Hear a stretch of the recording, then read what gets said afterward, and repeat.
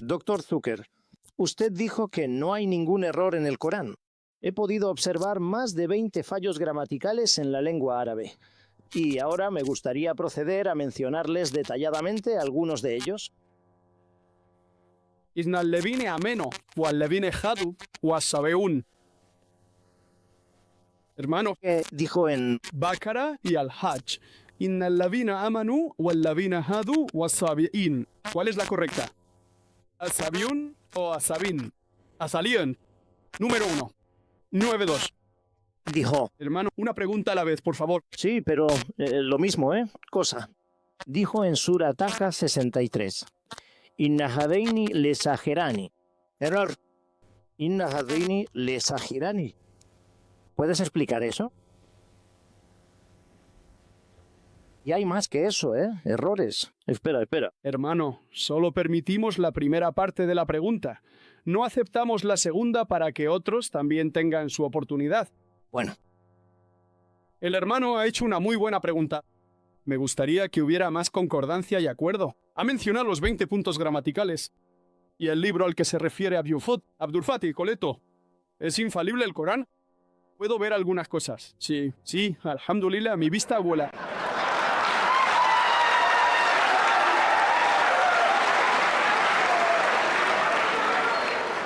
Voy a responder las 20 preguntas juntas porque he leído el libro. Público, lean el libro. Responderé a las 20 si Dios quiere. Inshallah. Punto número 1, y malo. Punto número 1. El primer punto a destacar es que toda la gramática árabe proviene del Corán. El Corán fue el libro árabe más elevado, un libro que posee el nivel más alto de literatura. Toda la gramática árabe se ha derivado del Corán. El Corán es el libro de texto de la gramática. Dado que el Corán es el libro de texto de la gramática y toda la gramática se deriva del Corán, el Corán nunca puede tener un error. Punto número 1. Punto número 2. Punto número 2. Punto número 2. Es como, ya sabes, coger una regla y la regla está ahí, tiene una medida, y tú dices que la medida está mal. Suena ilógico. Punto número 2. En las diferentes tribus de Arabia, y tú sabes árabe, y el doctor William Campbell también estará de acuerdo conmigo, en las distintas tribus árabes la gramática va cambiando. En algunas tribus árabes la palabra es femenina, mientras que en otras tribus de Arabia es incluso masculina. En las diferentes tribus la gramática va cambiando, incluso el género sigue cambiando. Entonces, ¿revisarás el Corán con esa gramática defectuosa? No. Y además, la elocuencia del Corán es muy elevada. Es tan alto que es muy superior. Y sabes, hay varios libros en internet, entras y ves 12 errores gramaticales, 21 errores gramaticales, Abdul Fatih, 20 errores gramaticales. ¿Crees que fueron los cristianos quienes señalaron estos errores? ¿Quién señaló estos errores? ¿Sabes quién los señaló? Los musulmanes. Los eruditos musulmanes, como Zamakhshari, lo que hicieron fue que la gramática del Corán es tan elevada que va en contra del uso convencional del árabe. ¿La gramática del Corán es tan elevada? Para demostrar que la gramática coránica era superior, dieron ejemplos. Y te voy a dar un par de ejemplos que responderán a todas sus 20 preguntas. Ponen como ejemplo que, en realidad, en el Corán se dice que el pueblo de Lut, alayhi salam, rechazó a todos los mensajeros. Se menciona que rechazaron al mensajero. Pero William Campbell dijo, el pueblo de Noé rechazó a los mensajeros. Sabemos por la historia que solo se les envió un mensajero. Así que, según esto, sería un error gramatical. El Corán debería haber dicho, el pueblo rechazó al mensajero, no a los mensajeros. Estoy de acuerdo contigo. Con la gramática común, como la que tú y yo conocemos, podría parecer un error. Pero si lees los libros escritos por árabes, ¿cuál es la belleza del Corán? La belleza del Corán es, ¿por qué el Corán menciona mensajeros en vez de mensajero? ¿Sabes por qué? Porque sabemos que el mensaje básico de todos los mensajeros era el mismo, que hay un solo Dios, sobre el Tawhid, sobre Allah subhanahu wa ta'ala. Al mencionar que el pueblo de Lot, la paz sea con él, el pueblo de Noé rechazó al mensajero, se dice que al rechazar a Lot, la paz sea con él, están rechazando indirectamente a todos los mensajeros.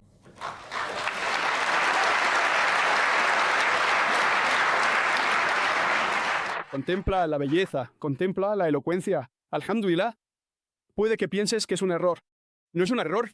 De manera similar, personas como Anup Saroj dicen que el Corán dice kun fayakunu, sé y es. Debería ser kun fakalana, sé y fue. De acuerdo, el tiempo pasado es kun fakalana en árabe. No es kun fayakun, pero el kun fayakunu es más superior.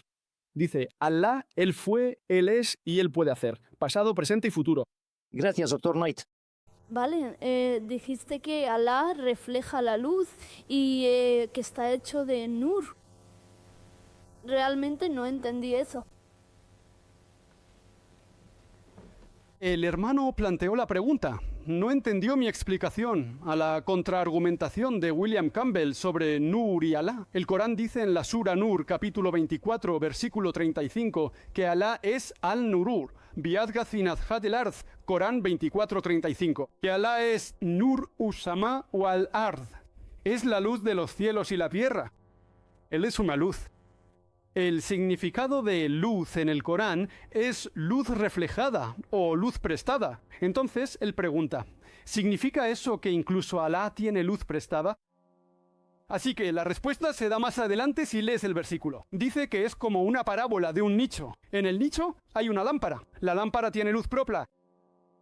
Eso significa que Alá tiene luz propia y que esa luz propia también se refleja. La luz del Wahin Ashad de Alá vuelve a ser reflejada por el propio Wahin Ashad de Alá. Como una lámpara halógena que ves aquí, tiene un tubo en medio de la lámpara.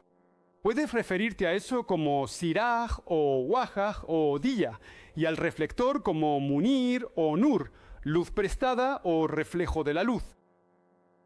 Y además, por supuesto, esta luz en realidad no se refiere a la luz física de la que estamos hablando. Es una luz espiritual del Wahin Ashad de Alá. Pero como respuesta que le he dado al Dr. William Campbell y como tengo 5 minutos me gustaría aprovecharlos.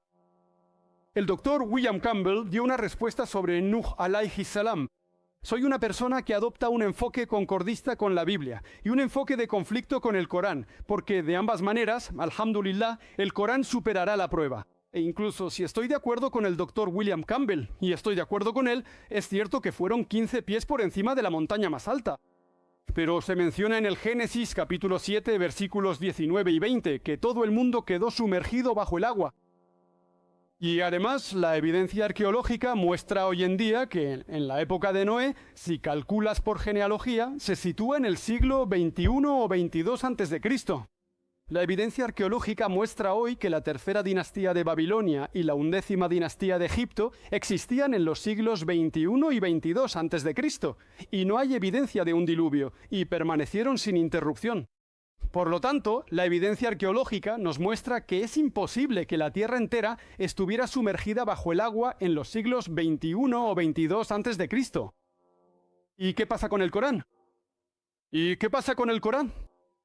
Primer punto, el Corán no da ninguna fecha, ni siglo XXI a.C., ni siglo L a.C., ninguna fecha. Segundo punto, en ningún lugar dice el Corán que todo el mundo estuviera sumergido bajo el agua. Habla sobre Nuh, la paz sea con él, y su pueblo.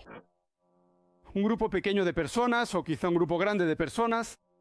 Las evidencias arqueológicas hoy en día, y los arqueólogos lo dicen, no tienen objeción, es posible que partes del mundo estuvieran sumergidas bajo el agua. ¿Pero el mundo entero? Eso no es posible. Así que, alhamdulillah, el Corán concuerda con los últimos descubrimientos en arqueología, pero la Biblia no.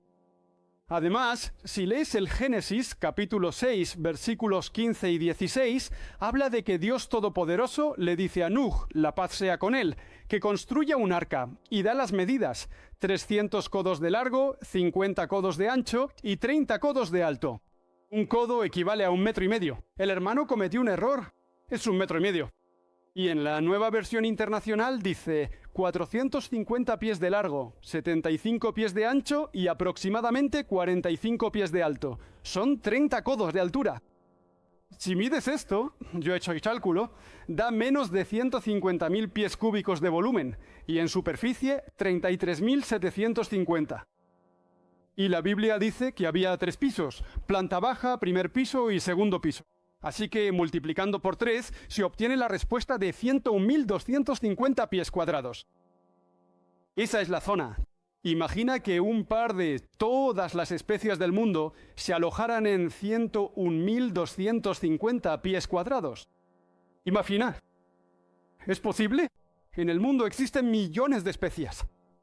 Si les digo que en este auditorio vinieron 1 millón de personas, ¿me creerán? Recuerdo que, creo que el año pasado, di una charla en Kerala y había 1 millón de personas. Esa es la mayor reunión a la que me he dirigido. Alhamdulillah, por la gracia de Allah. 1 millón de personas. No podía ver el final.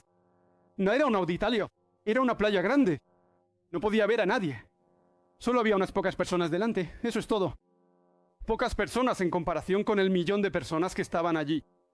Si ves el vídeo te darás cuenta de lo grande que es 1 millón.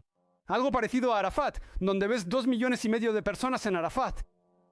En un área de 101.250 pies cuadrados o 150.000 pies cúbicos es imposible.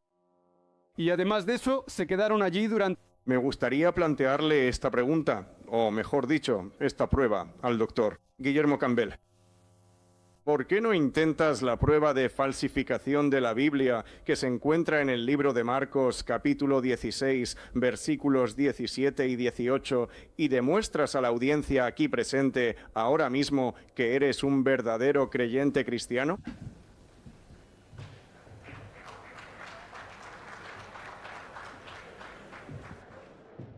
Bueno, no estoy de acuerdo con el doctor. La interpretación de Nietzsche. El propio Jesús fue tentado y el diablo le dijo, bueno, si eres el Hijo de Dios, tírate del templo. Y Jesús respondió, no tentarás al Señor tu Dios. Así que si yo dijera, oh sí, voy a asegurarme de hacer un milagro delante de vosotros, estaría tentando a Dios. Mi amigo, Harry Radcliffe, había prometido ir. Así que decidió cumplir su promesa y confiar en que Dios haría su voluntad. Es una situación diferente. No tentaré a Dios. La pregunta es, ¿hay más contradicciones matemáticas en la Biblia? ¿Qué es esta? ¿Biblia o Islam? ¿Hay más contradicciones matemáticas en el Islam? ¿Hay alguna más? ¿Es la Biblia o el Islam? No lo sé. Responderé a ambas. ¿Hay alguna más? Me refería a la Biblia por la contradicción. Sobre el Islam, el Corán dice en 4:82. ¿No reflexionan sobre el Corán? Si fuera de otro que no fuera Alá, hallarían en él muchas contradicciones. No hay ni una sola. En cuanto a más contradicciones en la Biblia, 5 minutos no serán suficientes. Aunque me dieran 5 días sería difícil. De todos modos, solo mencionaré unas pocas. Se menciona en el segundo libro de los Reyes, capítulo 8, versículo 26. Dice que Ococías tenía 22 años cuando comenzó a reinar. En el segundo libro de las Crónicas, capítulo 22, versículo 2, dice que tenía 42 años cuando comenzó a reinar. ¿Tenía 22 años o tenía 42 años? Contradicción matemática. Además, en el segundo libro de las Crónicas, capítulo 21, versículo 20, dice que Joram, el padre de Ococías, comenzó a reinar a los 32 años y reinó durante 8 años. Y murió a la edad de 40 años. Inmediatamente, Ococías se convirtió en el siguiente gobernante, a la edad de 42 años. El padre murió a los 40 años. Inmediatamente, el hijo toma el relevo, que tiene 42 años. ¿Cómo puede un hijo ser 2 años mayor que el padre? Créeme, ni siquiera en una película de Hollywood podrías lograr eso.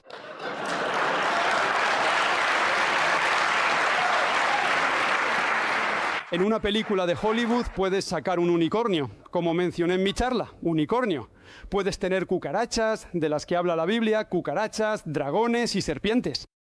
Pero en Hollywood ni siquiera puedes mostrar a un hijo que sea 2 años mayor que el padre. Ni siquiera puede ser un milagro. Ni siquiera en un milagro es posible.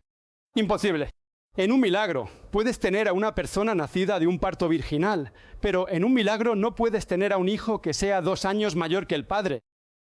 Además, si lees, está mencionado en la Biblia, en el segundo libro de Samuel, capítulo 24, versículo 9, que las personas que participaron en el campo de batalla, da una lista de estas personas en el segundo libro de Samuel, capítulo 24, versículo 9. Y dice que participaron 800.000 hombres de Israel y 500.000 hombres de Judá. Lo mismo si miras en otros lugares. Crónicas 21, versículo 5, dice que 1.100.000 personas participaron en el campo de batalla de entre los hombres de Israel y 10.460 hombres de Judá participaron. ¿Fueron 800.000 personas las que participaron de los hombres de Israel? ¿O fueron 1.100.000? ¿Fueron 500.000 personas de Judá las que participaron? ¿O 10.460? Una contradicción clara y evidente. Además, se menciona en la Biblia, en 2 Samuel 6, versículo 23, que Mical, la hija de Saúl, no tuvo hijos.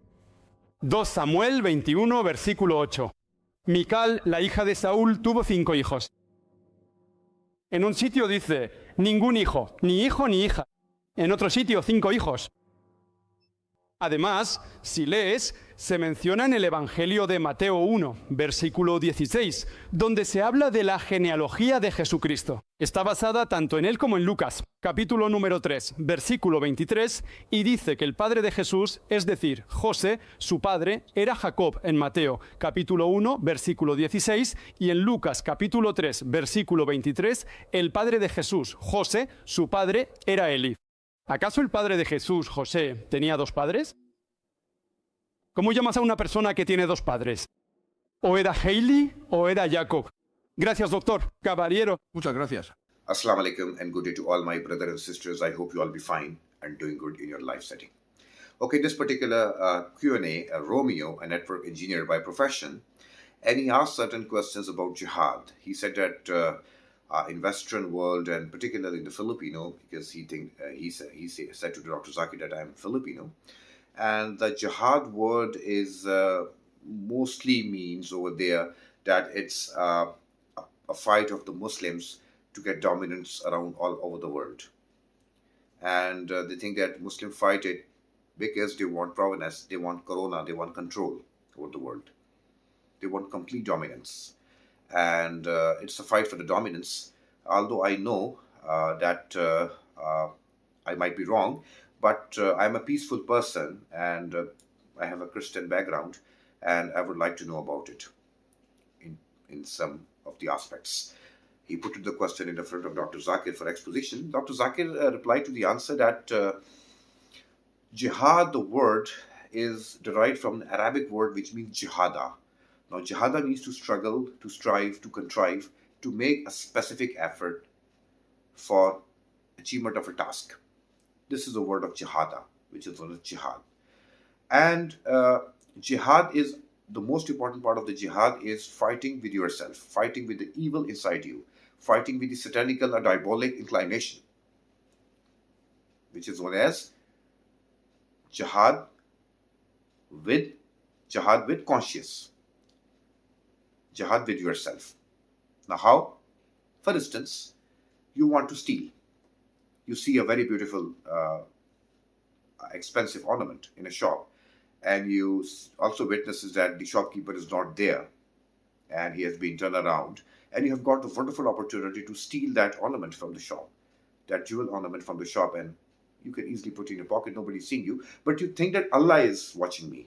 My God, my Lord is watching me consistently, and you control your emotion. Although you need money, although you are in a dire situation, your mother, might be child, is grappling with some serious chronic disease, you need money in emergency, but you didn't do that because my God is watching to me, and this is not fair. That is jihad. You control your emotion. You control your evil inclination. You abstain yourself from the wrongdoing. You will see the video. Dr. Zakir said that there are many forms of jihad. Jihad has many ramifications. Just I say to you that jihad with yourself. Jihad is also means that you make your society better. You help the undertrodden people. You help the underprivileged people. For example, you create a hospital. Fi sabilillah, that's jihad. You make a school for the betterment of the society. That's jihad. Right? You give some money to a poor person that he or she may start his or her own business. That's jihad. You help somebody in restoration of his or her disease. or pestilence, that jihad. So jihad is basically, I told you earlier, that it's a struggle for some particular noble objective. Right. One of the concern which is being highlighted, and there was a lot of rant on the media, that jihad means holy war for the Muslims. As you see that in all the media channels, if the word jihad comes, it means to kill non-believers, to kill others. That's jihad, and that's a holy war for the Muslims. But that's also the jihad, in a sense, if a non-believer, if a community of the non-believers attacks on you, and in retaliation you respond, that is jihad fi sabilillah, and that is a jihad in a battlefield. But it doesn't mean that that is only the jihad. There are so many ramifications we have discussed are jihad, but that is one of the type of the jihad. And the Western media manipulates in such a way that's holy for the Muslims, and they manipulate in such a way that if two Muslims are fighting together, they're doing jihad. So there is a very much wrong and a sort of a deviated a concept which is being created about the Muslims, particularly in the jihad, that jihad is only that fighting with the non-believers for no cause. And Dr. Zakir Naik is also citing that Harbo Muqazzaza, which is there. You've been seeing the video. And what does it mean? Western media is mostly talking about it, and when you translate it into Arabic, it means holy war. Sorry, this is Harbo Muqazzasa, is basically the Arabic word. When translated in English, it means holy war. And this particular terminology is not been mentioned in any of the Quranic citation and verse, in any of the true hadith. It's a fabricated and just imaginary term being used by the people to defame the Muslims. And as we know, that jihad means to make an effort for a good cause, for a noble cause, right? And if somebody is linking anything which is irrelevant to this particular content or context, that's completely impermissible as per Islam. That's not allowed, and that's fabricating and defaming the religion Islam. Jazakallah.